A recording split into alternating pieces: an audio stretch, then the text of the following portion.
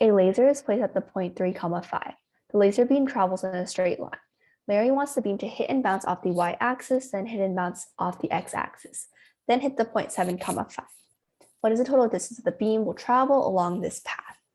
So we have our diagram here on the x and y axis.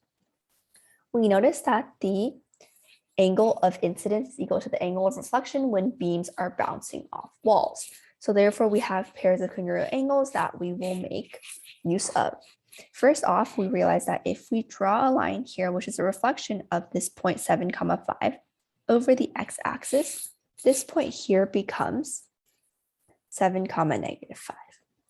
We also notice that if we take into account this entire line over here, if we reflect it over the y-axis, this will form a line that ends up at a point -7, -5, because it's just 7, -5 reflected over the y-axis.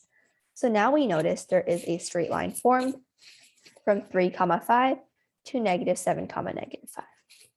Because this is a straight line, then this distance is also the distance the beam will travel along this path here. So now we just have to calculate what this distance d is using the distance formula from 3, 5 to -7, -5. That ends up being 3 minus -7 squared plus 5 minus -5 squared.